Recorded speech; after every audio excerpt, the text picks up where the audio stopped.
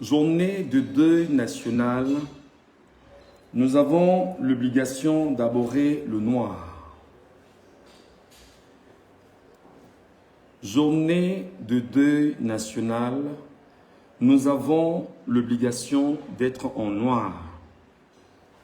Le noir pour signifier le deuil, le noir pour dire exactement que nous pleurons nos morts, le noir pour adresser à nos frères partis nos condoléances, le noir pour dire aux familles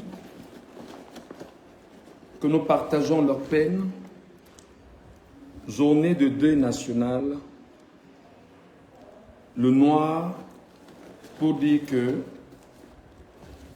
nous sommes en larmes et nous allons nous battre à essuyer nos larmes comme nous pouvons et comme nous pourrons.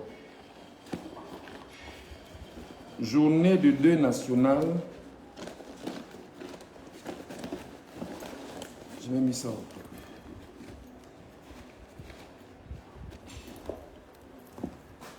L'histoire de notre pays. Pourquoi nos frères sont morts? Est-ce que quelqu'un s'est posé la question de savoir pourquoi nos frères sont morts et qu'en ce jour nous les pleurons?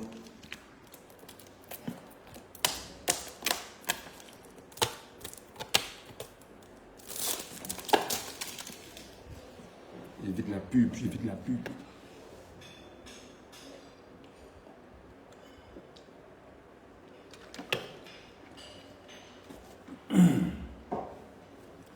Y a-t-il des gens ici qui soient capables de nous dire pourquoi nos frères sont morts aujourd'hui et pourquoi en ce jour nous commémorons et nous célébrons leur victoire sur la mort?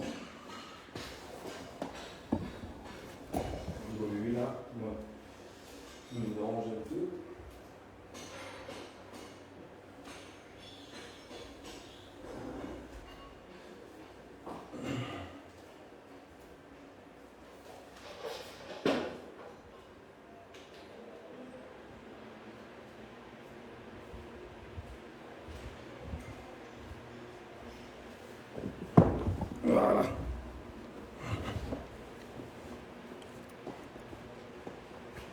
Merci beaucoup à Ninine. Oh, franchement, si on avait tous les abonnés comme toi là, ça veut dire qu'une fois monté, il tague ses frères, il tague tout le monde. Ce serait important. Ben, on ne va pas rentrer dans ce jeu. Je voudrais faire un live beaucoup plus clair pour nos compatriotes. Nos frères sont morts. Nos sœurs sont mortes. Nos parents sont morts. Parce que nos parents étaient en train de faire une revendication simple. Et nos frères également.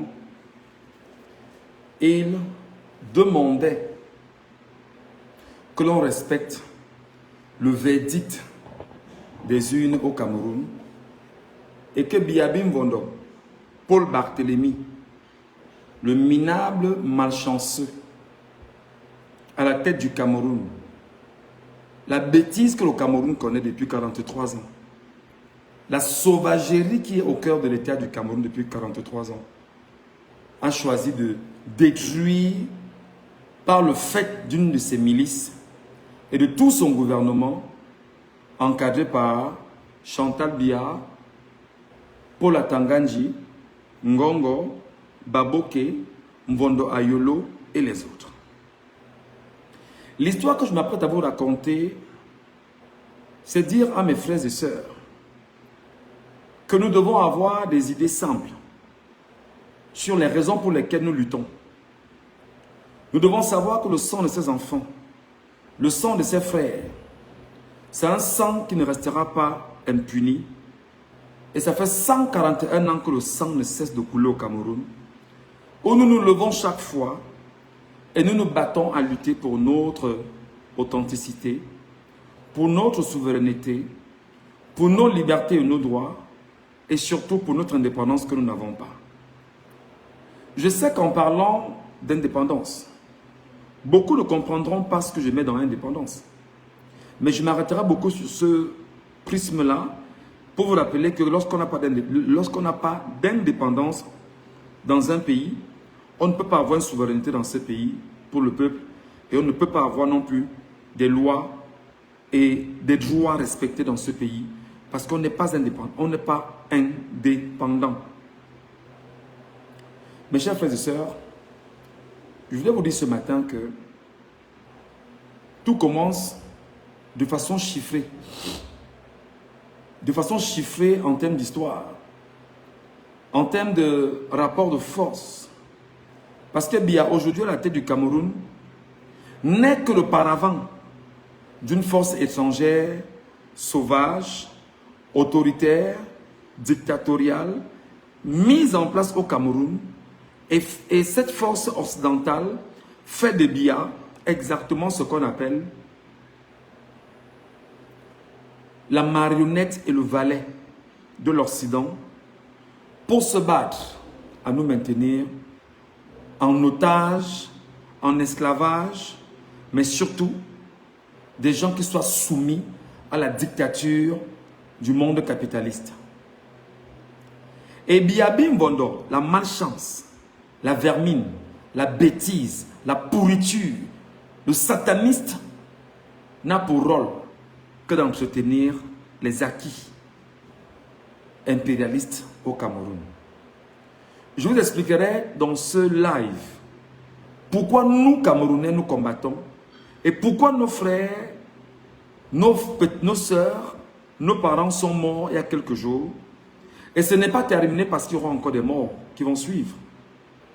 Parce qu'à chaque fois que nous serons au combat, et il y aura les premières lignes de combat, nous rentrerons pleurer nos morts. Le matin, nous repartirons encore chercher ce que nous n'avons pas, jusqu'à l'obtenir. C'est Paul Biya qui a tué vos enfants. C'est Paul Biya qui a tué nos frères. C'est Paul Biya qui a tué nos sœurs parce qu'il adore le sang. Parce qu'il est un sataniste. Parce que tout pour lui, c'est « je veux le sang pour vivre. Je veux le sang pour exister ».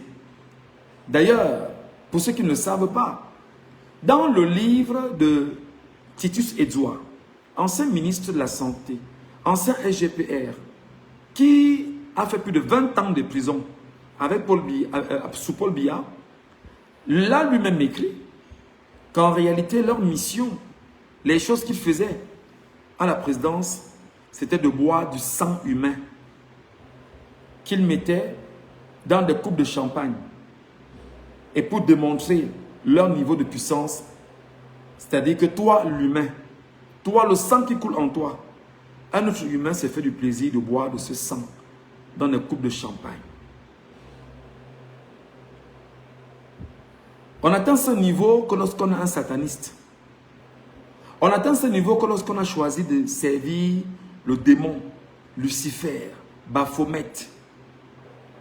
On atteint ce niveau que lorsqu'on a choisi de servir celui qui est l'antéchrist et qui est opposé à Dieu.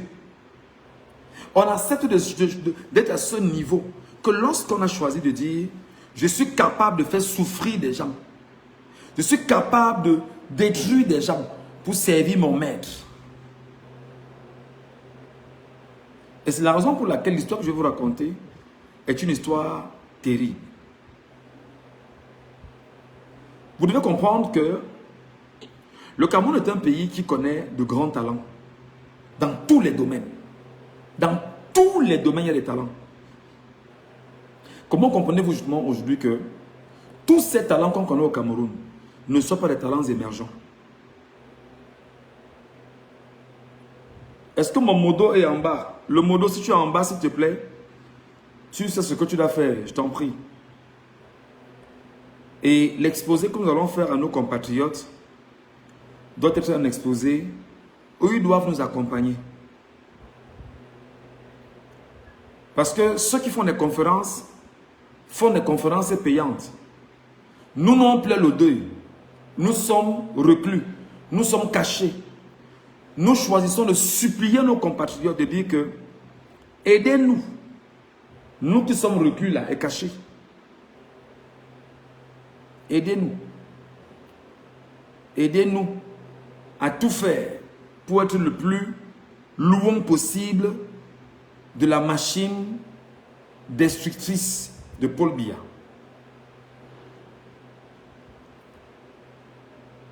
Tout commence exactement en 1884.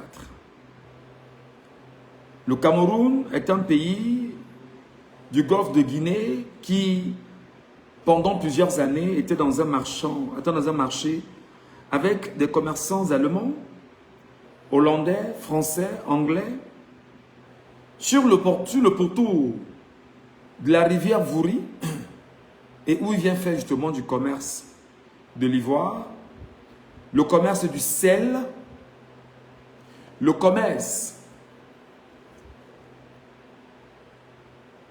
des hommes, et tout cela, ils le font sur le pourtour du Vouri. Les chefs locaux Douala, en fait, sont trompés. Les impérialistes ramènent effectivement à ces chefs locaux Douala ce qu'on appelle du vin, des vêtements, des armes, des miroirs, des choses futiles et éphémères. Trompent nos chefs. Disent à nos chefs locaux Douala qui vont s'arranger effectivement à leur construire des palais, des châteaux. Et leur font des promesses à la con, mais de façon sibylline. Ils entrent au Cameroun. Mais avant d'entrer au Cameroun, il faut rappeler à mes chers compatriotes camerounais qui me suivent qu'avant ça, il y a eu exactement ce qu'on a appelé la traite négrière. Et dans la traite négrière, on a souffert énormément. On a souffert le martyre dans la traite négrière. L'Afrique a été dépouillée de ses hommes les plus forts, les plus habiles, les plus virils, les plus solides, capables de bâtir et de construire le continent africain. Parmi lesquels le Cameroun également, qui en a perdu des hommes et des hommes vendus en esclavage, déportés dans des bateaux de fortune à travers le port de Douala, qui en a vendu des millions sur le continent africain.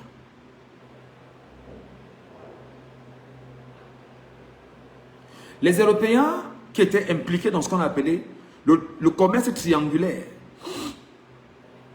engagés dans l'achat des esclaves sur le continent africain, aux chefs locaux africains, ils les ramènent dans les plantations de canne à sucre, de coton, de café, dans les Caraïbes, dans les Amériques, afin que ces derniers y travaillent et le produit de ce qu'ils ont fait dans ces plantations, ils les ramènent simplement sur le continent européen parce qu'ils ont une mission, c'est de s'enrichir.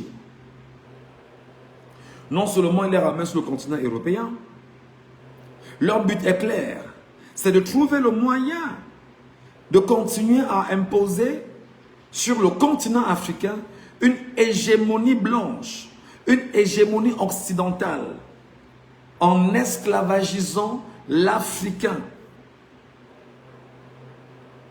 En esclavagisant l'Africain. Et je rappelle que là, ce n'est que la forme de l'esclavage occidental que nous connaissons, parce que l'esclavage du monde arabe a fait 1500 ans.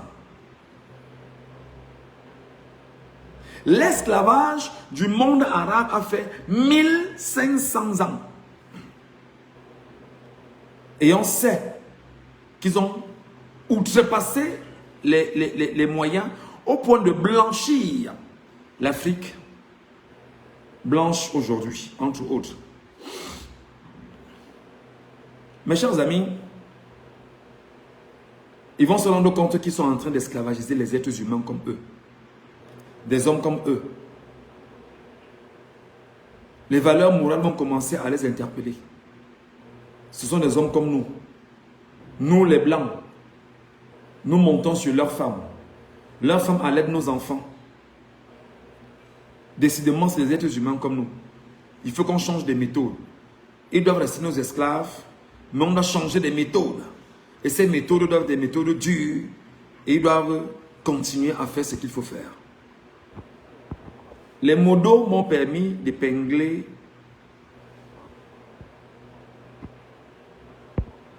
mon PayPal.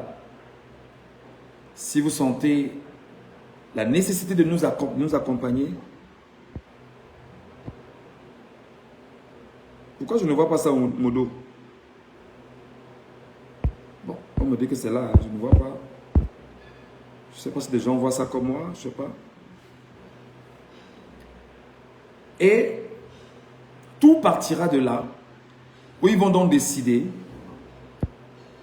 de ne plus esclavagiser nos pères et faire de nos pères, nos mères, les maîtres de salon, les esclaves de salon et les esclaves de plantation. Ils vont trouver d'autres moyens. Je vais être très long. Donc pour celui qui estime qu'il n'a pas assez de temps, laissez ceux qui seront là, qui vont suivre le live. Ne vous gênez pas. Parce que je vais vous donner les raisons pour lesquelles nous sommes en noir aujourd'hui. Et pourquoi nous pleurons aujourd'hui.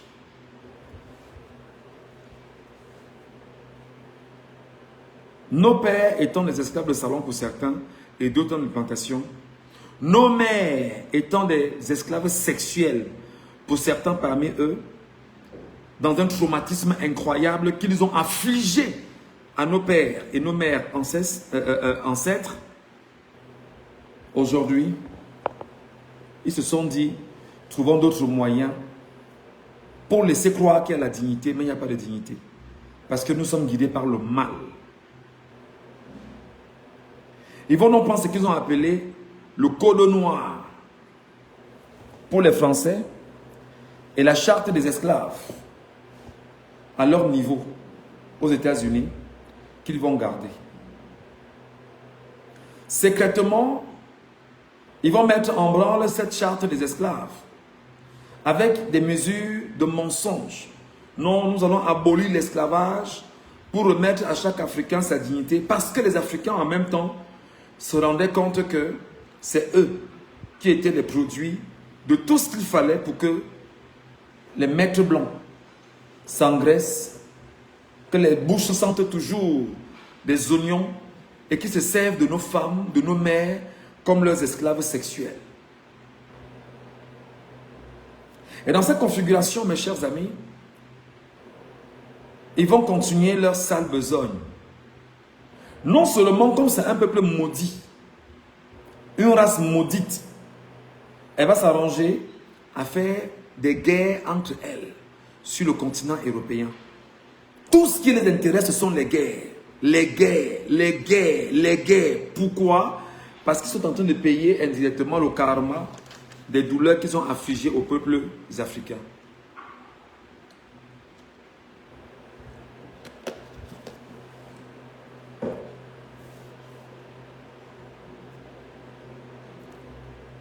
Jusqu'à un moment donné où l'Allemagne décide d'étendre ce qu'on appelle l'Empire allemand. L'Empire allemand doit s'étendre. Ils font ce qu'on appelle la fabrication des armes. Ils doivent aller en guerre. Ils doivent conquérir des terres. Et pour conquérir des terres, il faut avoir des armes sophistiquées. Et ils ont déjà des armes. Mais entre-temps, ils sont en train de faire des commerces sur le pourtour de l'Afrique, sur les côtes africaines. Ils achètent du bois, ils achètent des hommes, ils achètent l'ivoire, ils achètent de l'or, ils achètent du diamant. Ils font ce commerce-là et ils ramènent le produit sur le sol européen pour enrichir l'Europe. Et ce qui découle effectivement des plantations encore tenues par des colons blancs dans les Amériques, les produits sont ramenés automatiquement sur le continent africain, le continent européen. Le sous-sol étant maudit et pauvre, alors les voilà pris au piège. À partir de 1884, Ils vont s'asseoir sur un prétexte. Le prétexte est tout trouvé. C'est que l'Allemagne veut étendre son empire. L'Allemagne ne veut pas seulement qu'on dise que ces terres lui sont suffisantes. Non. L'Allemagne veut avoir une terre plus grande. Plus grande. C'est-à-dire détruire la Pologne, détruire ses voisins et récupérer les terres de ses voisins. Par la guerre.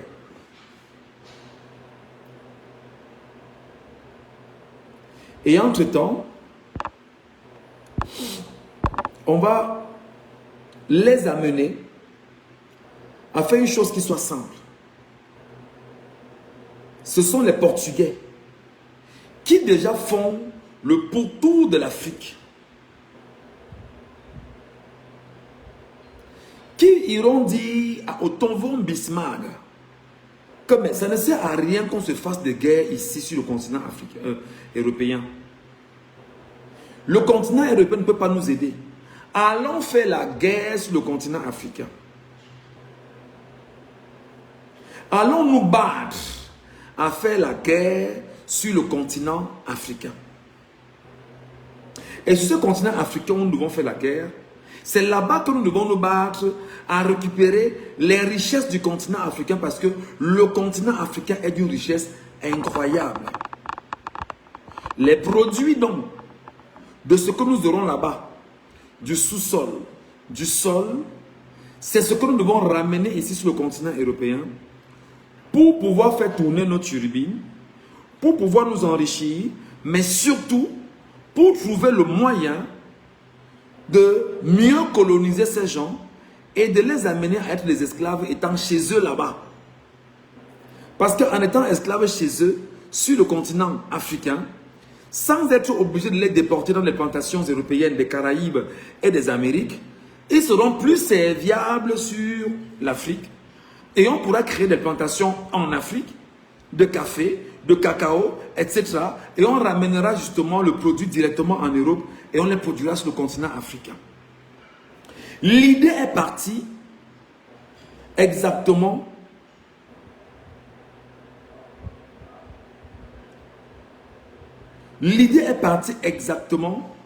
comme vous le savez, de ce que j'ai appelé fondamentalement les Portugais. Et ces Portugais, mes chers amis, dans leur configuration, ils ont donc convaincu le monde occidental que allons faire la guerre sur le continent africain. Nos armes, là, c'est sur le continent africain qu'on fera la guerre avec. Je vous ai dit que mon live sera long. Si quelqu'un estime qu'il est pressé, si quelqu'un estime qu'il n'aura pas beaucoup à faire, moi je suis ici, je dis ce que j'ai à dire, le live sera très long, c'est de l'histoire et nous sommes dans la commémoration d'une journée de deuil national. Et il faut dire aux gens pourquoi nous sommes en train de pleurer. Et leur raconter une histoire très simplement, avec mes mots, avec ma manière, avec mon style, et voilà.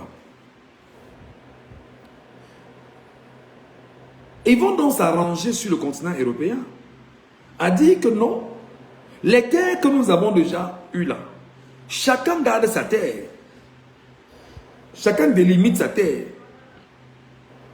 Comme chacun doit délimiter sa terre, il faut donc qu'on fasse un effort, allons chercher terre ailleurs. C'est là-bas que nous devons nous battre et c'est là-bas que nous devons prendre les richesses pour venir enrichir nos pays ici. C'est dans cette configuration que ils ont créé ce qu'on a appelé le sommet de Berlin, les accords de Berlin, les conférences de Berlin, qui aboutira au plus tard en 1885 à la plus grande conférence de Berlin, qu'ils appelleront exactement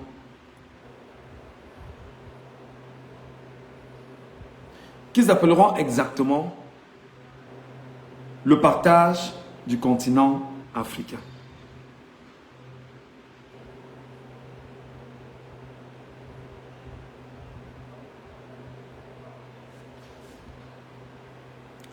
Modo, s'il te plaît, il y a des commentaires qu'on laisse sur Messenger. S'il te plaît, tu peux jeter un coup d'œil, je t'en supplie. Merci beaucoup. Tu vas certainement répondre à ceux-là qui sont sur Messenger parce qu'ils ont laissé des messages importants sur Messenger. S'il te plaît. Merci beaucoup.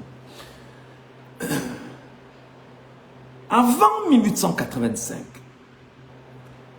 au Cameroun, il y a déjà des gens qui sont là et qui ont pour mission de venir pénétrer l'arrière-pays du Cameroun parce que tout ce qu'ils faisaient se limitait au niveau des côtes et des chefs locaux Douala.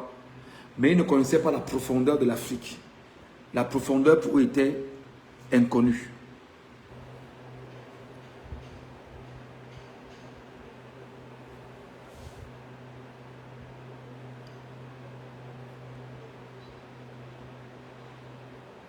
Les Allemands avaient sur le bord du Vouri des firmes et des grands magasins. Et il y avait de grands commerçants allemands sur le bord du Vouri, parmi lesquels l'une des firmes les plus inconnues, les plus connues, c'était la firme Warman.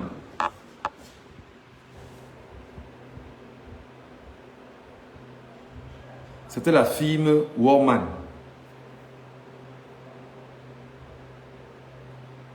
Ils ont engagé des négociations avec les chefs locaux Douala. Nos pères Douala, ils ont engagé des négociations avec eux. Pour dire que il faut qu'on vienne les coloniser.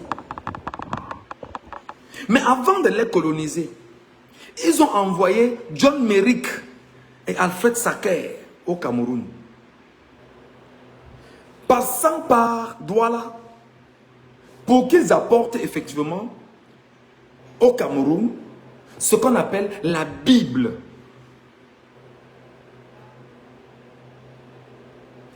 Je rappelle que je suis chrétien, moi personnellement, et je suis convaincu. Parce que peut-être en voulant nous faire du mal, nous on a plutôt compris que dans ce qu'ils nous ont ramené, après observation et profondeur, moi, je suis chrétien convaincu. Chrétien convaincu, hein? Et je ne rejette pas mes ancêtres. Mes ancêtres sont autour de moi. Et je suis un chrétien convaincu. Voilà, c'est une parenthèse. Et ramène donc la Bible. John Merrick et Alfred Sacker vont créer des églises, l'église baptiste, etc. Machin. Le but, c'est quoi? C'est de dire, allez calmer les cœurs avant que nous venions avec la puissance de feu. Allez leur apprendre que si on te gifle à la joue gauche, tends la joue droite. Allez leur dire qu'il est facile à un esclave de passer par... Qu'il est facile à un quoi? Qu'est-ce qu'ils disent là souvent? Qu'il serait plus facile à un poids de passer par le trou d'une aiguille et tout. Bref, allez leur apprendre. Allez leur dire que si on vous retire vos biens, ne vous plaignez pas. Calmez-vous, parce que ce sont les choses de la terre. Allez leur dire de ne pas s'accrocher aux choses de la terre parce que c'est éphémère. Allez leur dire. Et les prêtres et les pasteurs, comme les John Merrick et les Alfred Sacker, des satanistes sont donc arrivés au Cameroun. Au nom de l'évangile, ils sont venus parce qu'ils avaient des missions. Les missions autour de tout faire pour nous empêcher de connaître la vérité. Dans cette dimension qui vise à nous empêcher, Dreamhouse Decorator, thank you so much. It's me, okay? I asked to my collaborator to chat with you. So it's me. Don't worry. Don't be afraid, my dear. Are you okay? Continue with him. Alors, il s'arrange effectivement à introduire la Bible, à changer la Bible et réécrire la Bible en langue douala. Parce qu'ils veulent utiliser les mots locaux pour que des gens puissent intégrer ce que la Bible dit. Ce qui était une bonne chose. Hein? Mais ils ne savaient pas en fait que Dieu s'est même servi d'eux pour que les gens comprennent aujourd'hui pas mal de choses.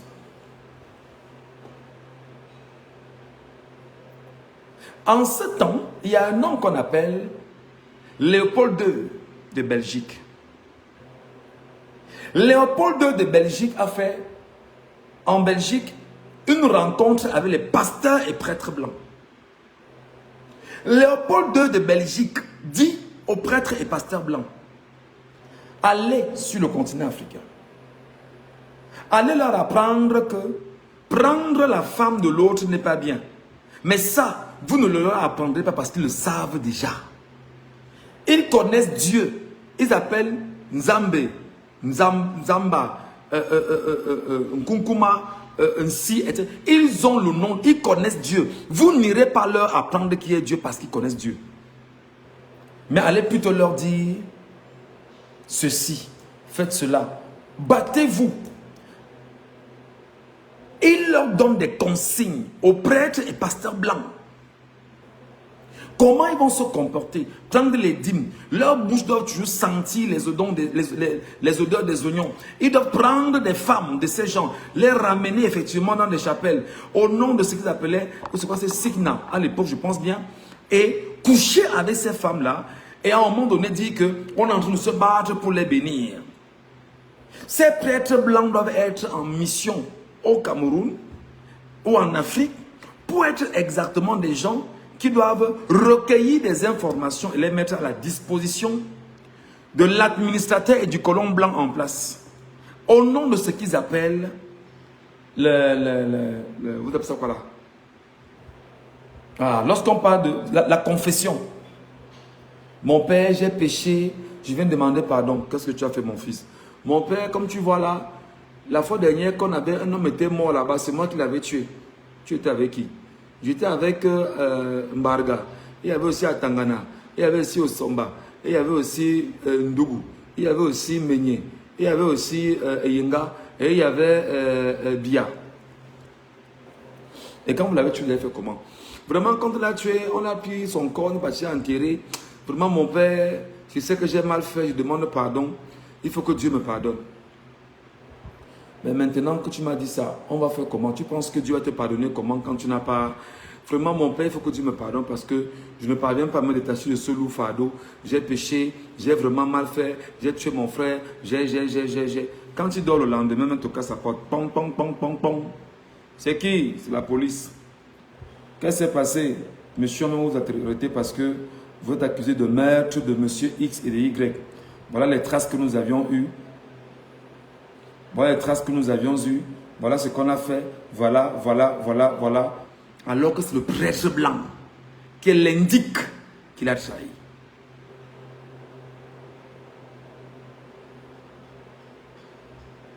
Parce qu'il est quoi? Un missionnaire. Pour le cas du Cameroun, c'est effectivement et également une mission chrétienne de Bâle qui est déjà au Cameroun. Et il y a une mission chrétienne américaine qui est déjà au Cameroun.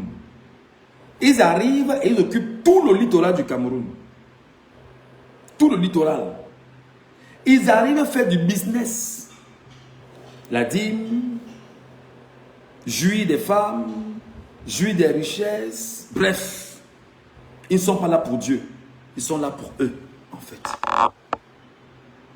Pour le cas du Cameroun précisément, pour qu'on comprenne très bien, les Allemands ayant déjà pris le Cameroun à partir du 12 juillet 1884, 2 jours après, il y aura les Anglais qui vont arriver. Mais avant d'arriver à ça, je vais revenir sur, il reste un peu sur l'église. L'église catholique entre au Cameroun en 1890.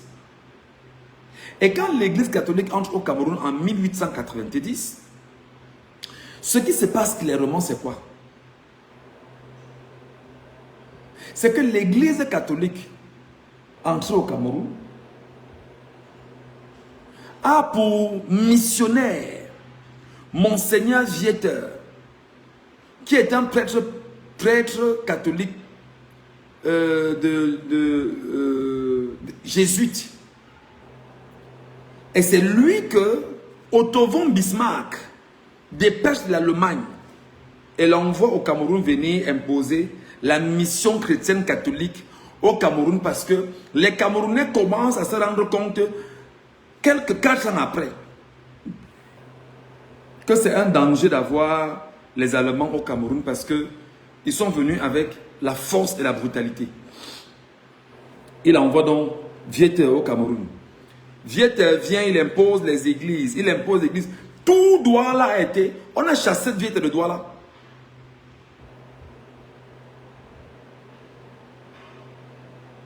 On a chassé Viettel de Douala. On a envoyé Viettel à partir de Ndom, de Kribi. Il a donc pris Ndom, Kribi, Yaoundé, monté jusqu'à l'extrême nord. Il a implanté les églises catholiques. Je parle de Monseigneur Viettel, que les gens adorent sans savoir que c'était un criminel qu'on avait envoyé en mission pour venir détruire le Cameroun. Viettel arrive et il est là. Remontons l'histoire. 1884, les Allemands arrivent au Cameroun. Et non seulement ils arrivent au Cameroun, quelques années avant, les Allemands avaient récupéré ce qu'on appelle l'Alsace-Lorraine en France.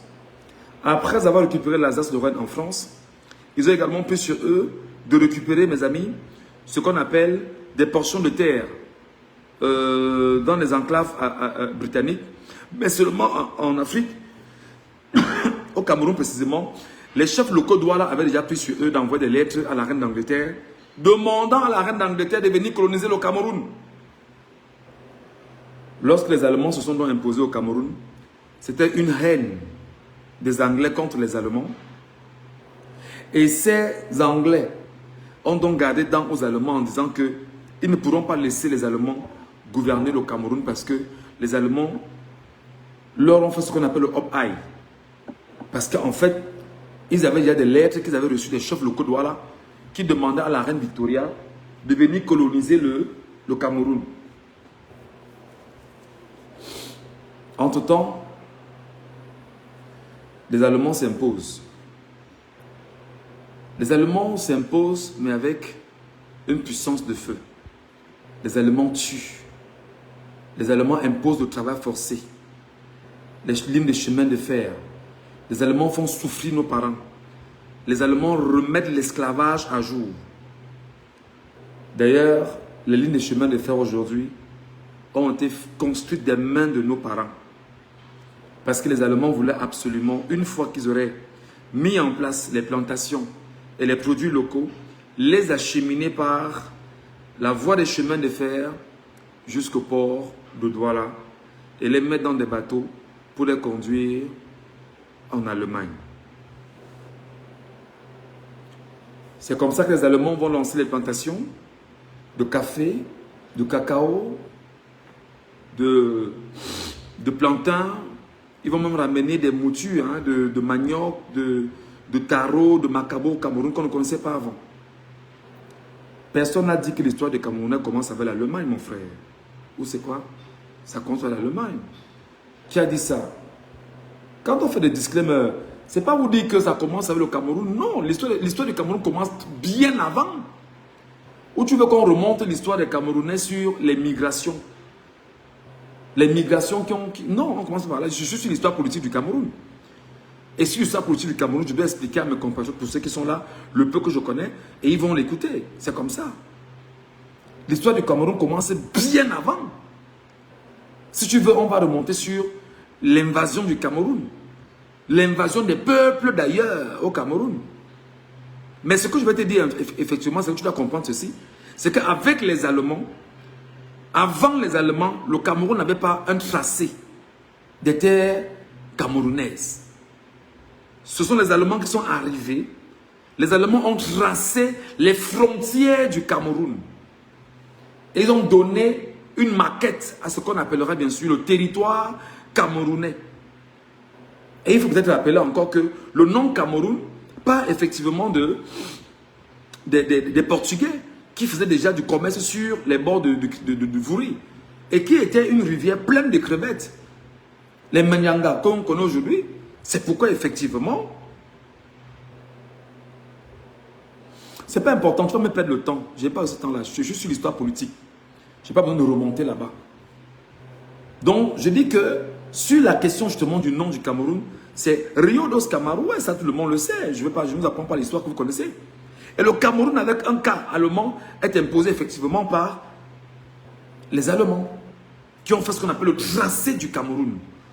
Et pour faire le tracé du Cameroun, les Allemands avaient besoin d'avoir des hommes camerounais avec eux pour pénétrer l'intérieur du Cameroun, pour coloniser les peuples camerounais, pour soumettre les chefs locaux et faire ce qu'on appelle le tracé du Cameroun. Et à chaque fois qu'ils trouvaient, qu'ils se rencontraient à des endroits avec d'autres explorateurs européens, ils marquaient leurs frontières au fur et à mesure. Voilà comment ils ont, eux, Allemands, au niveau du Cameroun, établi le protectorat allemand camerounais, qui était l'un des plus grands pour eux, avec, faut-il le rappeler, c'était très grand pour eux, la Namibie et le Togo. Ils ont fait le tracé. Je parle de l'histoire politique du Cameroun. Je ne parle pas de l'histoire du Cameroun, ce n'est pas ce qui m'intéresse. Si ce n'est pas de l'histoire des migrations du Cameroun, c'est autre chose. Donc, l'histoire politique du Cameroun commence par là. Et dans cette configuration, effectivement, les Allemands s'imposent jusqu'en 1914, ou déclenche la Première Guerre mondiale. Mais il faut toujours rappeler aux Camerounais que cette Première Guerre mondiale, pendant la Première Guerre mondiale ou avant la Première Guerre mondiale, nous, Camerounais, étions soumis à la dictature et à l'esclavage allemand sur le Cameroun.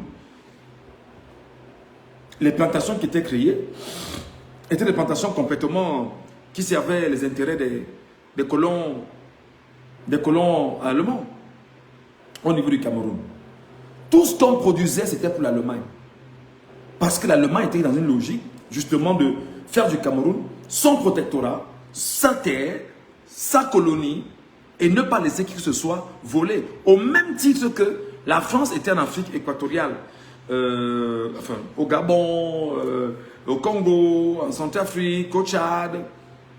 La France était au Sénégal, en Guinée, etc. Voilà. Les Anglais étaient là au Nigeria, au Kenya, un peu de partout sur le continent. Les Portugais étaient là un peu de partout, ainsi de suite. Les Hollandais, chacun se battait pour avoir un morceau du bout de l'Afrique. Donc, pour notre cas, nos pères et nos mères étaient des esclaves sous la dictature allemande.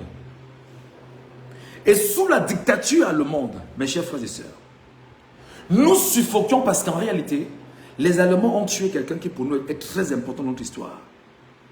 Et qu'on ne peut pas parler de l'histoire du Cameroun sans évoquer son nom. Dans le combat qui vise à dire aux Allemands, nous ne voulons plus de vous. Libérez nos terres, laissez nos terres. On l'appelle Rudolf Douala Mangabel. On peut traiter les Douala de paresseux, on peut traiter les Douala de tout ce qu'on veut, on peut traiter les Douala de fainéants, on peut traiter les Douala de vantards, on peut traiter les Douala... Mais l'histoire retient que le père, l'un des pères des Douala, Rudolf Douala Mangabel, a été le premier homme qui a décidé de donner sa vie. Mourir pour les siens. C'est pourquoi que ça plaît son nom. Au même titre que les enfants dont on pleure aujourd'hui, Rudolf Douala Mangabel est le premier martyr camerounais avec Ngosonding, les Madoula et les autres qui sont morts. Pendus par les Allemands. Les Allemands, de 1884 à 1914, ils ont imposé un système totalement infernal. Attendez, j'aime souvent faire les calculs comme ça. Je vois un peu le nombre d'années qu'ils ont fait parce que je vois exactement 1914 moins 1884. Ils ont fait 30 ans. Merci beaucoup. Ils ont fait 30 ans. En 30 ans, c'est une dictature féroce. C'est-à-dire que c'est le mal que les Allemands imposent. Non seulement ils profitent, ils récupèrent des enfants qui vont faire former en Europe, qui vont ramener au Cameroun pour être ceux qui vont être leur relais, préparer effectivement leur départ, ainsi de suite. Bref, on avance. La Première Guerre mondiale éclate. Quand elle éclate,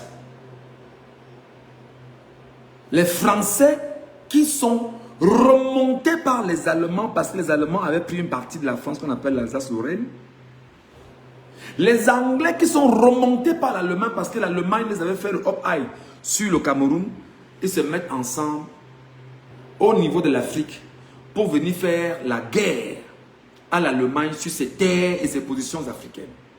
C'est donc comme ça que les Français et les Allemands, avec leurs armements, chassent donc les Allemands du Cameroun et récupèrent les terres du Cameroun entre les mains des Allemands. Les Français relancent avec les Anglais au niveau du Cameroun une donnée extrêmement difficile. La colonisation franco-britannique au Cameroun. Ils s'accordent, eux qui sont vainqueurs de la guerre. Pour le cas du Cameroun, les Anglais vont prendre une partie du Cameroun qui vont rattacher au Nigeria. Ils vont entrer techniquement, mais les Français vont s'imposer au Cameroun par la force sur la partie camerounaise qu'ils vont prendre avec la force. Lorsqu'ils s'imposent,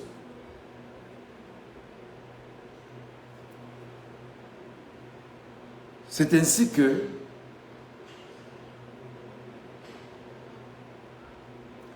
la France et la Grande-Bretagne s'arrangent effectivement à être nocifs pour les Camerounais. Ces tueries, ces barbaries, ces travaux forcés, tout ce qui est mauvais, tout ce qui est destructeur, c'est eux.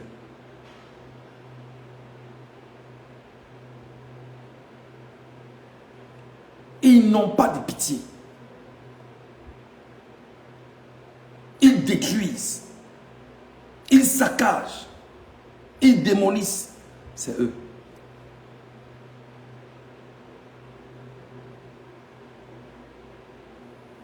Nos pères de l'UPC, je vais écouter rapidement. Nos pères de l'UPC s'organisent en 1948 et créent l'UPC. La France entre en guerre contre nos pères, tue nos pères, détruit nos pères. Jusqu'à la guerre du Maquis, ils ont détruit nos pères, détruit les familles, détruit les communautés, cogné les têtes dans les communautés. Quand ils sont partis, ils ont laissé les Amadou Ahidjo continuer ce qu'ils ont appris à Amadou Ahidjo et consorts pour permettre à la France et la Grande-Bretagne de continuer à dominer sur le Cameroun.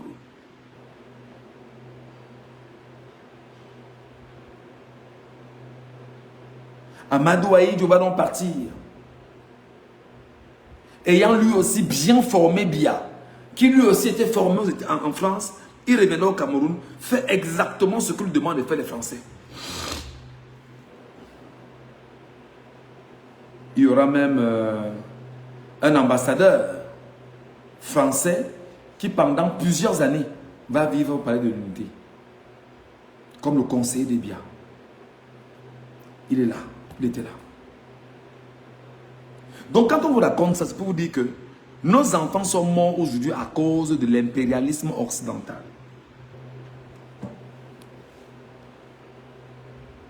Et comme nos enfants sont morts à cause de l'impérialisme occidental, vous devez donc souffrir d'écouter les vraies origines de notre combat actuel.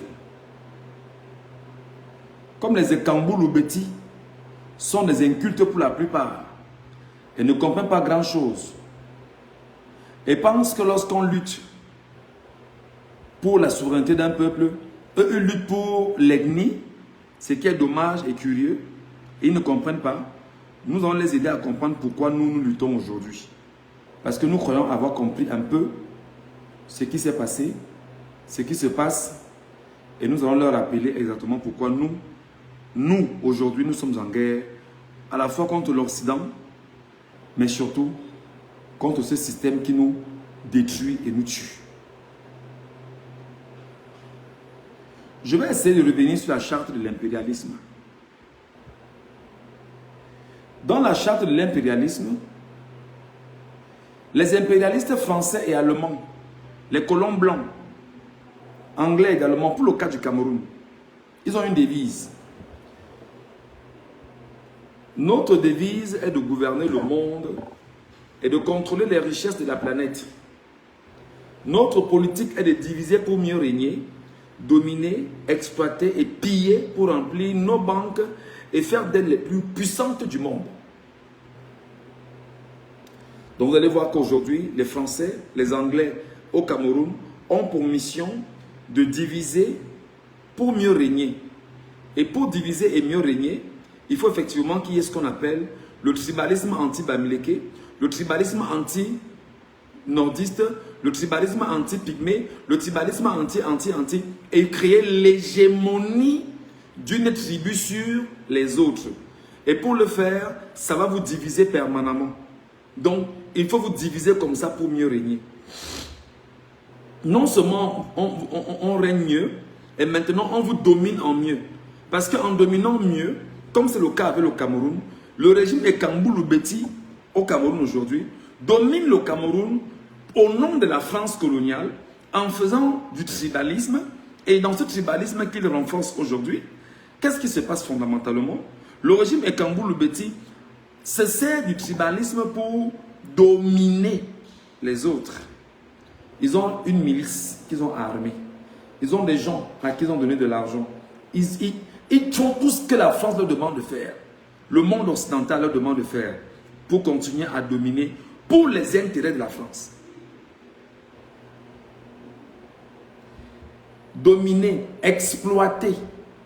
Aujourd'hui, le sol est exploité, le pétrole est exploité, les hommes sont exploités, tout est exploité. Parce que c'est la mission de l'impérialiste. C'est la mission des Français et c'est la mission des Anglais au Cameroun. Exploiter et piller pour remplir nos banques et faire d'elles les plus puissantes du monde. C'est ça la première mission. Aucun pays du tiers-monde ne constitue un État souverain et indépendant. Donc vous comprenez que la souveraineté pour laquelle vous et moi on est en train de lutter, c'est à cause des Français et des Anglais au Cameroun que nous ne l'avons pas. Les Français et les Anglais au Cameroun sont derrière ce que Biya est en train de faire. Ne parlent pas, mais le soutiennent. Parce que Biya est le garant de leurs intérêts à la tête du Cameroun. Les Français, les Anglais et d'autres nations du monde qui sont entrés au Cameroun. Et on leur rappelle qu'ils ne sont pas indépendants, ils ne sont pas souverains. Tout pouvoir dans les pays du tiers-monde émane de nous, qui l'exerçons par la pression sur les dirigeants qui ne sont que nos marionnettes. Aucun organe du tiers-monde ne peut s'en attribuer l'exercice. Donc, tout pouvoir vient exactement des impérialistes occidentaux. C'est pourquoi vous allez voir au Cameroun ce qui s'est passé récemment avec l'ONU. L'ONU est une chambre d'enregistrement des impérialistes capitalistes du monde qui ont leurs intérêts à travers le monde et qui ont placé à la tête des pays des marionnettes, comme le cas avec le Cameroun, avec Paul Biya. L'ONU donc est venue accompagner la fausse élection au Cameroun et jusqu'à présent, l'ONU ne s'est pas encore exprimée parce que l'ONU a pour mission de mettre dans les têtes des gens que fondamentalement, elle est loin de ce qui se passe, mais elle est silencieuse et complice.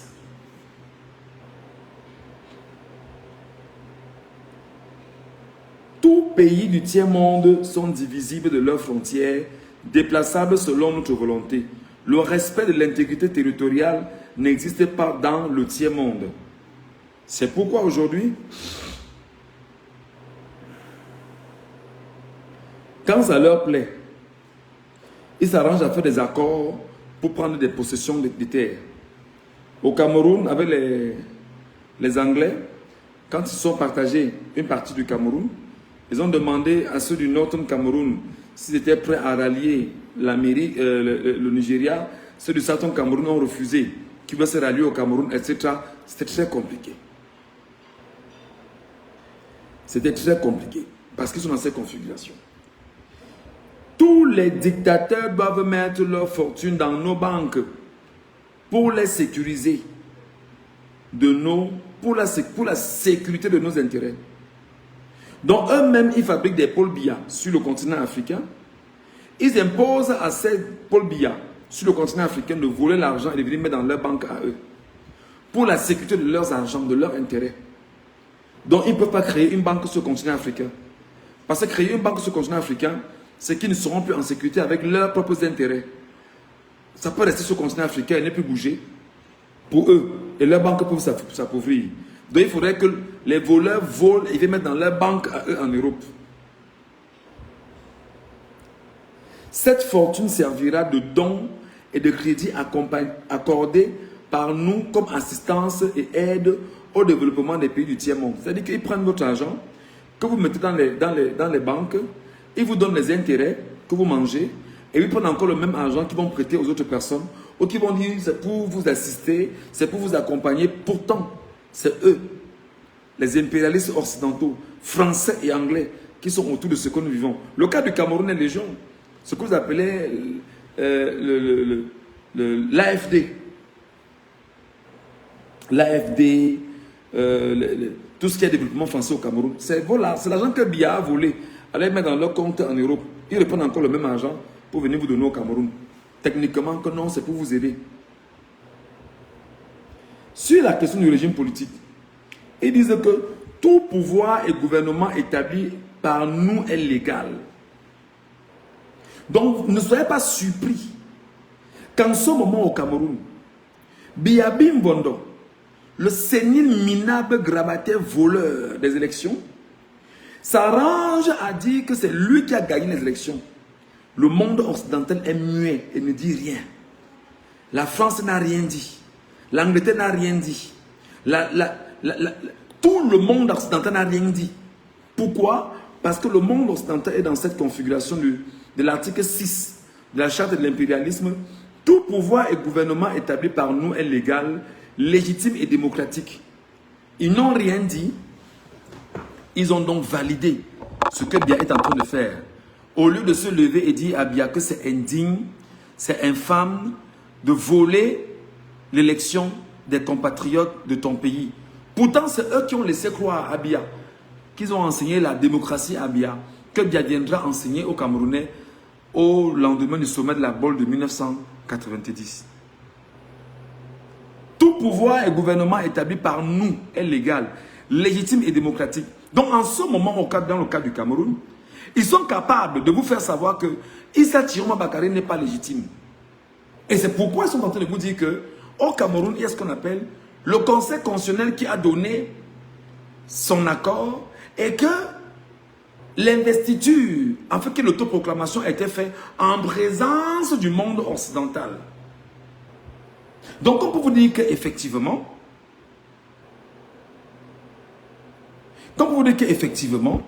dans cette configuration, ce qu'il faut donc faire, c'est de trouver le moyen le plus absolu de rappeler aux Camerounais que le gouvernement établi par les Occidentaux, il est légitime par les Occidentaux, il est démocratique par les Occidentaux.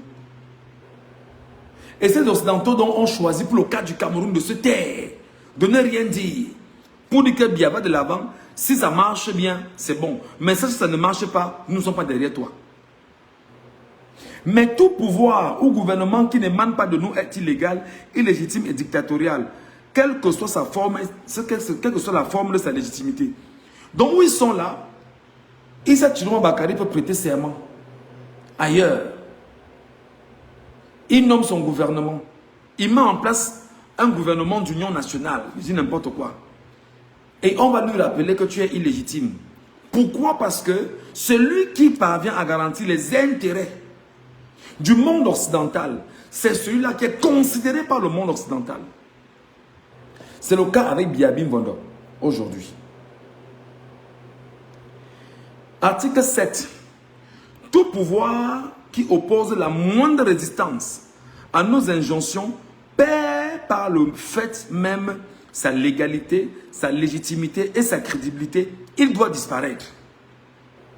C'est pourquoi vous allez voir des gens dire tout le temps, il y a qui derrière Issa Chiroma Bakari. Chiroma Bakari parle comme ça, il compte sur quoi, il compte sur qui? Et il y en a qui pensent qu'il y a le monde occidental derrière Chiroma Bakari. Entre-temps, dans Yaoundé vous dit, ouais, les Occidentaux veulent détruire le Cameroun. Parce qu'ils ne savent pas exactement qu'est-ce qui motive Chiroma Bakari. Ils disent que Chiroma doit avoir des soutiens forts derrière lui, capables de venir les mettre mal à l'aise. Et maintenant, en interne, ils sont en train de chercher de savoir qui sont ceux avec qui Chiroma parle, comment Chiroma s'exprime avec ces gens, qu'est-ce qu'il leur dit, qu'est-ce qu'ils se disent exactement, pour que Chiroma soit dans un affront sérieux avec le régime en place. Et ça devient très compliqué dans cette configuration. Très compliqué. Très compliqué. Bon. Puisque je vous explique cela, je reviens vous dire effectivement que ils ont ces logiques-là qui sont de nature effectivement à détruire les Camerounais. Ça, c'est le monde occidental. Dans l'article 8, ils disent que on ne négocie pas les accords et les contrats avec les pays du tiers-monde. On leur impose ce qu'on veut et ils subissent notre volonté.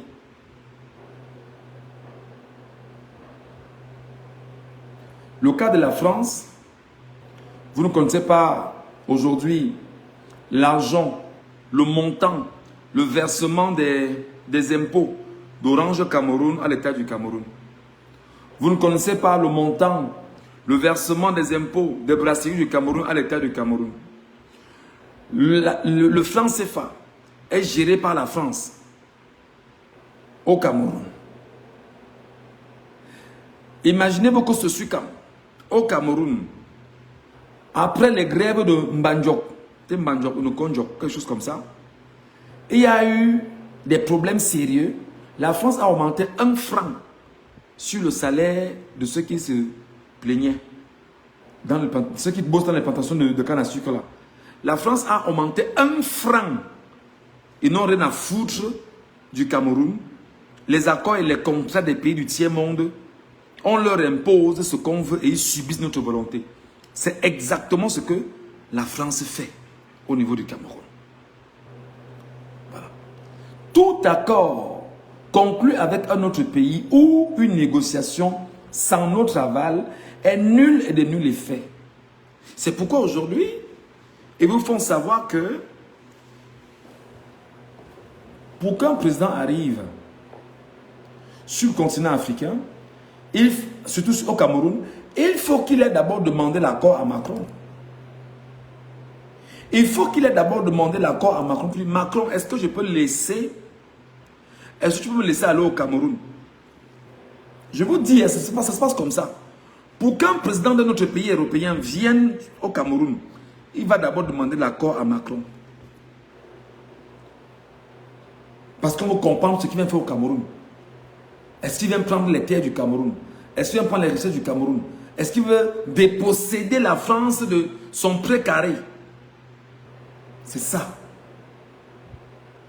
Donc Biya est là au nom de la France. Le combat que nous menons n'est pas seulement un combat contre le régime Biya. C'est aussi contre la France que nous menons ce combat. Comme disait Ousmane Sonko, il est temps que la France retire son genou sur le cou des pays africains. Et que la France prenne l'exemple des pays comme l'Allemagne, qui n'a pas de colonie, mais qui est la première richesse économique d'Europe aujourd'hui. Et de différents pays européens qui n'ont pas des colonies en Afrique, mais qui gèrent leur pays tranquillement. Il est temps que la France retire son genou sur le cou des pays africains. Sur la question des droits, les Français et les Anglais au Cameroun, les impérialistes disent ceci. Là où il y a nos intérêts,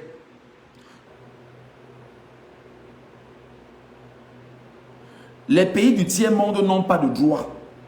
Dans les pays du Sud, nos intérêts passent avant la loi et le droit international. Je prends un exemple simple. Hein. Au Tchad, il y avait un homme au Tchad qu'on avait arrêté au Tchad où il enlevait des enfants au Tchad à travers une association qu'on appelait l'Arche de Zoé. Et on s'est rendu compte qu'il fait du trafic humain en France et au Tchad. Le président, le feu président Idriss Déby est allé bien sûr l'arrêter et avait décidé justement de l'enfermer. Sarkozy a quitté la France. Venir libérer ces Français-là, les ramener en France. C'est-à-dire que le droit n'a pas existé. Et même le droit international n'a pas prévalu. C'était le droit de l'oppresseur sur le continent africain, sur le Tchad en ce moment. Je ne parlerai pas du Cameroun, où on a retrouvé des espions français à plusieurs reprises. On les a simplement chassés, qui rentrent. Je veux que vous le sachiez. La liberté d'expression, la liberté d'association et les droits de l'homme n'ont de sens que dans les pays où les dirigeants s'opposent à notre volonté. Je m'appelle Michel Ngachou. J'ai fui mon pays à cause d'une chose. La liberté d'expression, la capacité de critiquer un régime, critiquer une gouvernance, critiquer les méthodes, critiquer la gestion, critiquer la malgouvernance de mon pays et rappeler que le pays va mal. Qu'est-ce qu'on a fait contre moi? C'est de me chercher pour me tuer. D'accord? Et il a fallu que je m'enfuis de mon pays pour aller me cacher ailleurs. Parce que j'ai pu sur moi de mettre en avant et de jouir de ma liberté d'expression. Bon nombre parmi nous sont où? En Europe, aux États-Unis, au Canada, dans les pays africains. Parce qu'ils estiment qu'ils ne peuvent pas avoir la même liberté dans des pays au Cameroun. Et le silence donc de l'ONU aujourd'hui, la France et tous ceux-là qui n'ont pas salué la réélection de Biya, c'est parce qu'ils veulent montrer que la liberté d'expression, telle que pensée, Biya ne s'oppose pas à leurs intérêts. Comme Biya ne s'oppose pas à leurs intérêts, alors la liberté d'expression, eux, ils ne voient pas ça. C'est normal que certains, que le régime s'attaque aux gens comme nous, les Michel Ngachou et consorts. Les peuples du tiers-monde n'ont pas d'opinion, ni de droit. Ils subissent notre loi et notre droit. C'est pourquoi la constitution du Cameroun, le constituant, le tout dernier, qui a écrit la constitution du Cameroun et l'imposait aux Camerounais, ce n'était pas les Camerounais. C'était des constitutionnalistes français qui avaient travaillé là-dessus à un moment donné et avaient remis des moutures aux Camerounais et laissé croire à travers les études faites par Joseph Ouona et les autres comment il fallait absolument remettre en place une constitution du Cameroun pour courir à ce qu'on appelle les pleins pouvoirs de Biyabi Mbondo, le malheureux et sénile grabataire centenaire, le voleur, la vermine, le cancer du Cameroun. Lui donner les pleins pouvoirs. Ça, c'est la France qui est derrière. Vous devez le savoir. C'est pourquoi nous vous disons que le combat que nous menons, c'est un combat éminemment politique. Et les vrais bourreaux sont Biya et la France. Dans les pays du tiers-monde, les pays du tiers-monde n'ont ni culture, ni civilisation. Sans se référer à la civilisation occidentale. Peut-être pour revenir sur un propos qui a été fait ici par un frère tout à l'heure, qui me parlait de l'histoire du Cameroun qui ne commence pas avec l'arrivée des Allemands. Mais effectivement, eux ils disent ici que ils veulent nous imposer que l'histoire du Cameroun commence avec l'histoire, avec l'arrivée des Allemands. Non. On a une histoire anthropologique. On a une histoire des communautés. On a une histoire des ethnies, des tribus. On a une histoire d'une migration. On a des histoires. On a des histoires incroyables. Mais alors incroyables. Donc, on vous impose l'IFC pour que ce soit la culture française qui soit dominatrice. La culture, c'est quand on fait des tableaux que les Français apprécient que c'est important. Vous, Africains, vous n'appréciez pas, non. C'est quand l'autre apprécie que c'est bien beau. Non, il y a un problème. Il y a un problème. Votre richesse doit être... Votre richesse culturelle ne compte pas. C'est d'abord la leur qui passe avant la vôtre. Musicalement, le théâtre, les plats africains, les tenues et tout ça. Non. Vous devriez pour eux, vous régner pour les accepter. C'est dangereux. On ne parle pas de génocide, de massacre, de crimes de guerre ou de crimes contre l'humanité dans les pays où nos intérêts sont garantis, même si le nombre de victimes est très important. Vous comprenez pourquoi aujourd'hui, le génocide de Bamileke, les Français essaient de fuir et ne veulent pas qu'on ouvre ce dossier véritablement. Vous comprenez pourquoi dans le document de Ekambou Lubeti, de Essingang, ils ont dit que il faut tout faire pour tuer tout politicien qui a de l'émergence en pays Bamileke et qui a la reconnaissance de Bamileke, même s'il faut créer, même s'il faut vexer la communauté internationale et créer un second génocide de Bamileke. Parce qu'ils savent que le but est effectivement de maintenir les intérêts occidentaux au Cameroun et que ces occidentaux-là leur donnent la carte blanche de faire ce qu'ils veulent. Eux, ils ne vont jamais parler de crimes contre l'humanité, de crimes de guerre. Parce que même ce que Biya a fait en tuant nos enfants, c'est un crime contre l'humanité. Il a envoyé des milices. Il a envoyé des milices tuer nos enfants, tuer nos frères pour conserver le pouvoir. Crime contre l'humanité. Et qu'est-ce que le monde occidental va faire maintenant? Le monde occidental va refuser d'ouvrir les yeux là-dessus en disant que là où il y a nos intérêts, on ne parle pas de génocide, on ne parle pas de crimes contre l'humanité ou encore de crimes de guerre. Pourtant, Biabim Bondo, Atanganji, tous ces gars-là, l'origine, ils sont impliqués dans ce crime contre le crime contre l'humanité en tuant nos enfants par la voix des miliciens de Biabim Bondo. Mais ils ne parleront pas de ça parce que vous devez comprendre que la France, la Grande-Bretagne et l'ONU au Cameroun, venu voler les élections et aider Biya à voler les élections, est complice.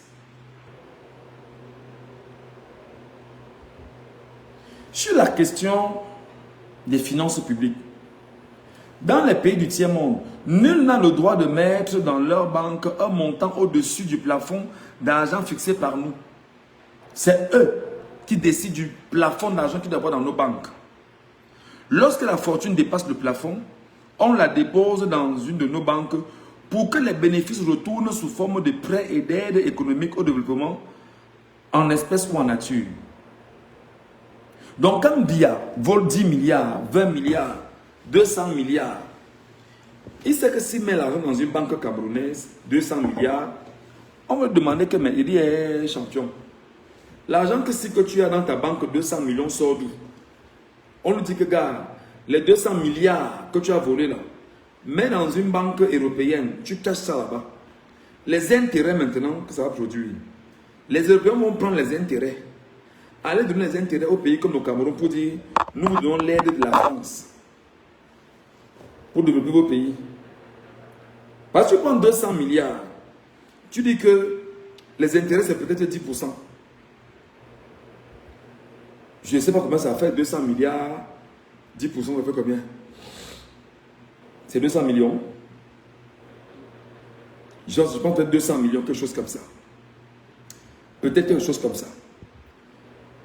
Ou 2 milliards, je ne sais pas. Ou 2 milliards.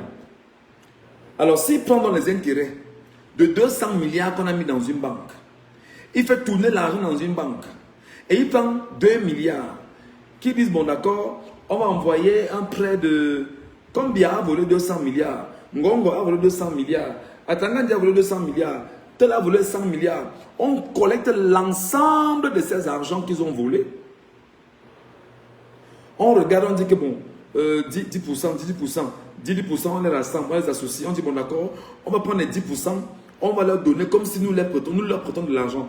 Pourtant, c'est le même argent qui tourne dans nos banques et on prend le même argent, on prête à d'autres personnes, on perçoit des pourcentages sur d'autres personnes et ça retourne dans nos banques. Et on fait d'elles les plus puissantes et les plus riches. Biya est l'ennemi du peuple camerounais avec son régime et avec le concours de la France et la Grande-Bretagne. Ils ne vont pas aimer ça. Hein? Ils vont dire qu'un jour de deuil national comme ça, on les déconstruit. Non, il faut les déconstruire. Il faut dire la vérité à nos compatriotes de ce qui s'est passé. Voilà.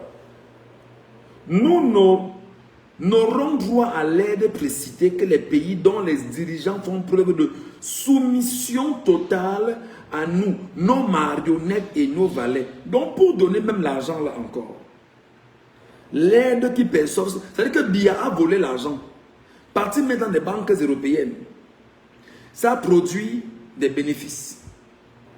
Ces bénéfices-là en fait, n'est-ce pas? Ces bénéfices-là en fait doivent être redonnés au pays de Biya sous forme d'aide de développement, si et seulement si Biya démontre que oui, je suis vraiment soumis à vous. Faites ce que vous voulez, je suis avec vous. Auquel cas, même ça, il n'aura pas.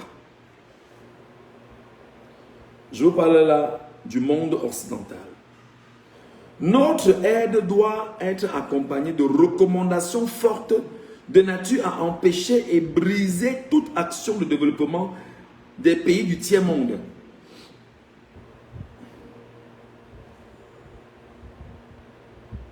Notre aide doit être accompagnée de recommandations fortes de nature à empêcher et briser toute action de développement des pays du tiers-monde. C'est la raison pour laquelle Biya Mbondo a été nommé à la tête du Cameroun par la France et avait pour mission de venir ramener le Cameroun en arrière.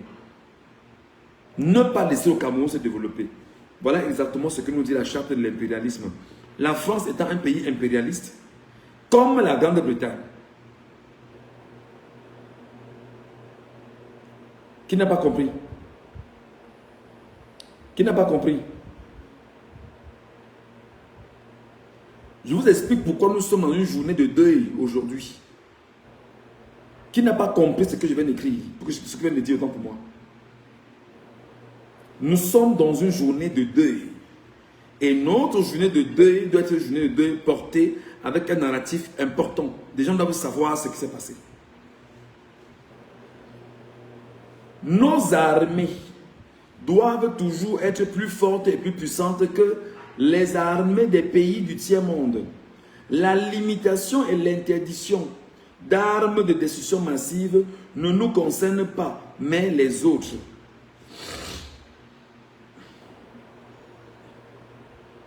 Au Cameroun, on contrôle les armes au Cameroun. La France contrôle les armes qui sont entrées, les armes que vous achetez, le genre d'armes que vous avez acheté. Vous leur faites des rapports.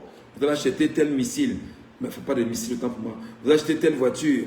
Vous achetez tel machin. Vous achetez, tout ce que vous voyez, ils font des flèches le 20 mai là. C'est futile. Ce n'est pas important. Ce n'est pas de l'armement là-bas. Pourtant, nous, Camerounais, on est capable de fabriquer des drones de guerre. Mais la France, les Biya et les consorts ne laisseront jamais les Camerounais fabriquer des drones de guerre au Cameroun. Pourquoi? Parce que leur logique est de tout faire pour vous tenir en otage et en esclavage et ne pas vous laisser croire que vous pouvez forcément leur tenir tête. Ils savent que si vous prenez la peine d'avoir des écoles de formation de drones, de création de drones, des écoles de création d'armes à feu, des écoles de création de munitions, des écoles de création de X ou de Y, vous devenez une menace pour le monde occidental. Et qu'est-ce qu'il fait donc? Ils vous empêchent. Ils vous disent que,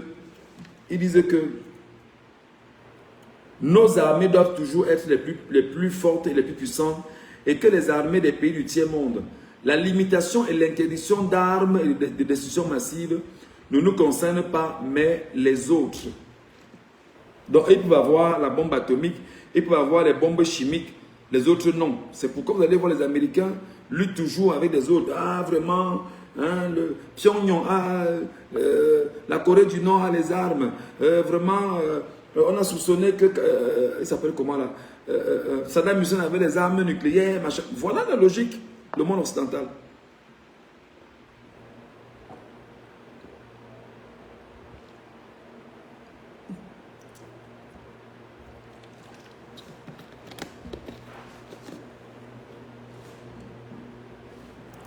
Voilà la logique, le monde occidental. On va plus loin. Nos armées doivent s'entraider et s'unir dans la guerre contre l'armée d'un pays faible pour afficher notre suprématie et faire craindre par le pays et se faire craindre par le pays du tiers-monde. Tout à l'heure, je vais lire et il va revenir sur cet article 19. Quand je vais toucher la partie de l'ONU, vous allez comprendre pourquoi il disait ceci.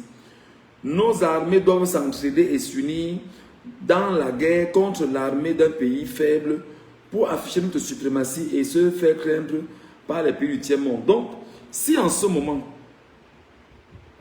il y a un problème sérieux au Cameroun, ne soyez pas surpris de voir l'armée française entrer. Entrer mais avec une armée allemande, anglaise autant pour moi, pour dire qu'on s'est mis ensemble pour venir lutter pour nos intérêts au Cameroun. C'est possible. C'est possible. Toute intervention militaire a pour objectif de protéger nos intérêts et ceux de nos valets. Donc, Oubia est là, après avoir volé les élections là. Si et seulement si il y a une vraie guerre au Cameroun, eux, ils vont descendre pour protéger leurs valets francs-maçons, rosicruciens, Woubi et tout ce qu'ils ont volé, avec une armée aux ordres au Cameroun. D'ailleurs, je vous rappelle que l'armée camerounaise a des formateurs français. Allez à l'EMIA, tous sont des formateurs français. À l'EMIA. Voilà. Toute opération d'évacuation des ressortissants des pays occidentaux cache notre mission réelle, celle de protéger nos intérêts et ceux de nos valets. Voilà ce qui se passe, mes amis. Sur la question des accords internationaux, je voulais dire aux Camerounais ici, là, pour ceux qui sont Camerounais et qui lisent la constitution du Cameroun. À la base, la constitution du Cameroun est en dessous des accords internationaux, vous devez le savoir. Donc, eux, ils ont dit que dans les pays du tiers-monde, il n'y a pas de droit. Donc, comme ils sont dans les pays du tiers-monde, il n'y a pas de droit, ce sont donc les Européens qui ont donc poussé à Tangandji et les autres à détruire le droit au Cameroun, à mettre Maurice Kamto de côté et à saper le moral des Camerounais avec l'accompagnement du Conseil constitutionnel qui est tout, sauf une chambre juridictionnelle importante. Il n'y a pas de droit au Cameroun. Non seulement ils l'ont fait, personne n'a osé dire quoi que ce soit parce qu'ils ont l'accompagnement du monde occidental.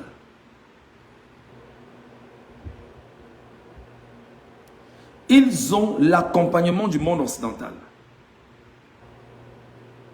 C'est comme ça. Sur les accords internationaux, vous comprendrez maintenant pourquoi tout à l'heure je vais parler de l'ONU. L'ONU est un instrument, est notre instrument.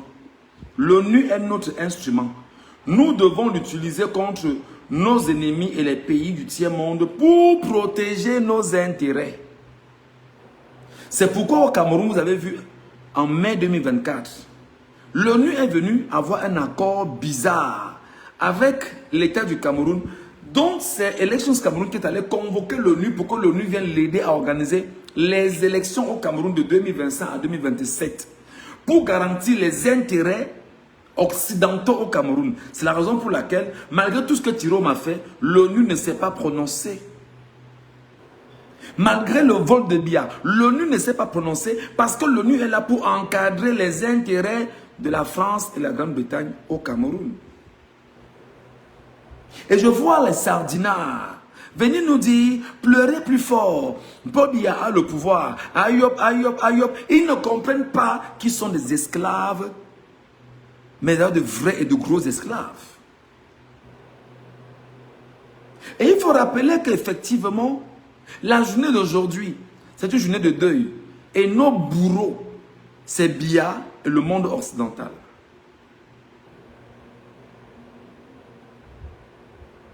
Je ne m'en cache pas pour le dire. C'est une vérité. Et vous le comprenez. Notre objectif est de déstabiliser et détruire les régimes qui nous sont hostiles et imposer nos marionnettes sous la protection de nos militaires, sous la couverture des mandats de force de l'ONU. J'ai appris que l'ONU est passée dans un pays désormais cette semaine. L'information, quelqu'un a la bonne information. Il y a un pays où l'ONU désormais a envoyé son armée. C'est quel pays là? Il y a un nouveau pays là, j'ai oublié, où l'ONU s'est déportée désormais. Quelqu'un peut m'aider? De vous qui me regardez là, est-ce que quelqu'un peut m'aider?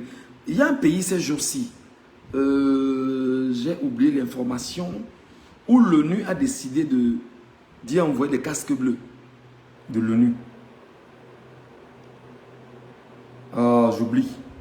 Mais pour que vous compreniez effectivement le rôle de l'ONU, notre objectif est de déstabiliser et détruire les régimes qui nous sont hostiles et installer nos marionnettes sous la protection de nos militaires, sous la couverture des mandats de force de l'ONU.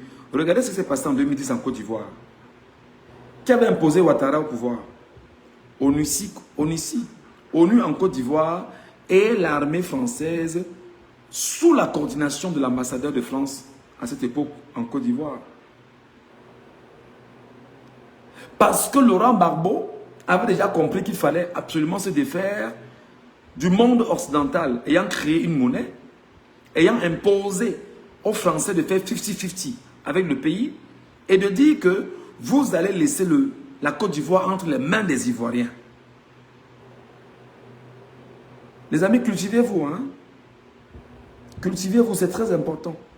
Vous devez comprendre le monde dans lequel on vit. C'est ça la géopolitique. C'est pourquoi quand nous prenons la peine de parler à nos compatriotes, c'est pas pour le plaisir.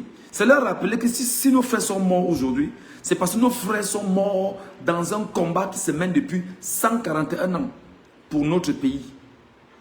109 ans contre la France et la Grande-Bretagne et contre le système français imposé au Cameroun et contre le régime de Biya Mbondo ancré dans le satanisme franco-britannique au Cameroun.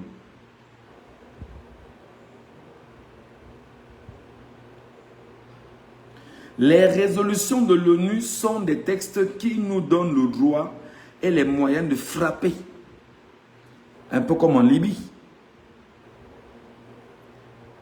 De tuer et de détruire les pays dont les dirigeants et les peuples refusent de se soumettre à nos injonctions sous la couverture des résolutions du Conseil de sécurité de l'ONU.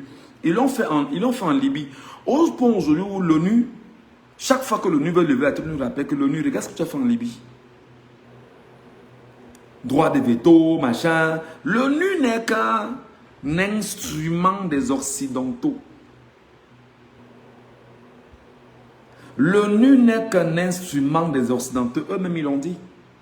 Voilà donc nos ennemis. Même ONU est venu organiser une élection avec Biya Mbondo au Cameroun par le truchement de l'élection Cameroun et faire un accord secret. N'eût été la vigilance de Maurice Kamto, on n'aurait jamais su. N'eût été la vigilance de Maurice Kamto, on n'aurait jamais su.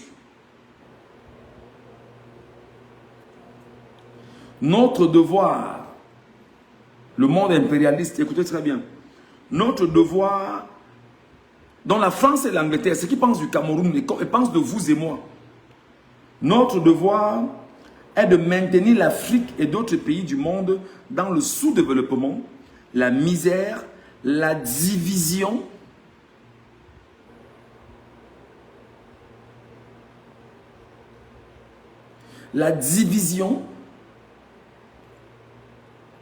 les guerres, le chaos pour bien les dominer. les exploiter et les piller à travers les missions des Nations Unies. Mes chers amis, Thomas Sankara disait que l'esclave qui n'est pas capable d'assumer sa révolte ne mérite pas que l'on s'apitoie sur son sort. Cet esclave répondra seul de son malheur s'il se fait des illusions sur la condescendance suspecte d'un maître qui prétend l'affranchir. Seule la lutte libère. Notre règle d'or est la liquidation physique des leaders et des dirigeants nationalistes du tiers-monde. Notre règle d'or est la liquidation physique des leaders et des nationalistes du tiers-monde.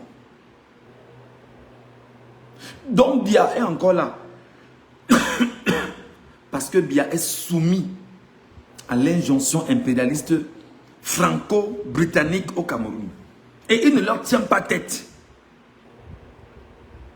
Et les gens vous disent que non, vraiment, il est là parce qu'il est trop fort. C'est parce qu'il vend les richesses. C'est parce qu'il laisse faire. Il n'est pas inquiété. Il n'a pas de problème. Ce texte nous permettra de préparer le Cameroun de demain. Je demande la vie à Dieu. Je demande la grâce à Dieu. Quoique je ne sois pas un homme parfait. Et je demande à Dieu de me pardonner mes erreurs, mes fautes, mes péchés. J'en fais tout le temps.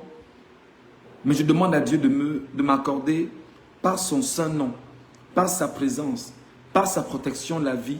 Pour qu'au moment où il y aura changement, qu'on reprenne encore ce texte pour vous montrer les méthodes occidentales, impérialistes sur le Cameroun, parce que ce qui est vrai, ça ne restera pas comme ça. C'est pourquoi beaucoup se battent là à dire qu'ils veulent remplacer Biya, pour profiter des mêmes privilèges impérialistes, mais tuer et détruire leurs compatriotes camerounais pour s'engraisser.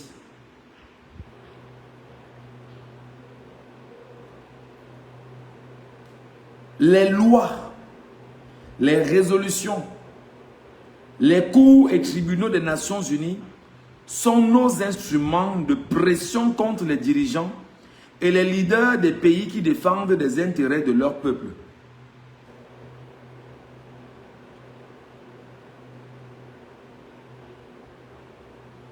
Voilà le monde occidental. Voilà ce qu'ils pensent de vous et de moi au Cameroun. Les dirigeants des puissances occidentales ne peuvent être poursuivis, arrêtés, ni incarcérés par les cours et tribunaux de l'ONU, même s'ils commettent des crimes de guerre, de génocide ou de crimes contre l'humanité. Exemple, Nicolas Sarkozy avec la Libye. Nicolas Sarkozy avec la Libye. Aujourd'hui, la Libye est en guerre en partie à cause de Nicolas Sarkozy. Exemple, le Cameroun avec Fokar. Le Cameroun avec Giscard. Le Cameroun avec De Gaulle. C'est eux.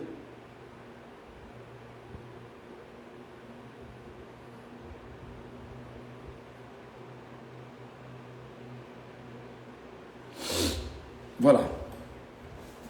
J'ai fait ce live pour vous expliquer également que il y a ces données-là que vous devriez engager et comprendre ce pourquoi nous sommes dans une journée de deuil national.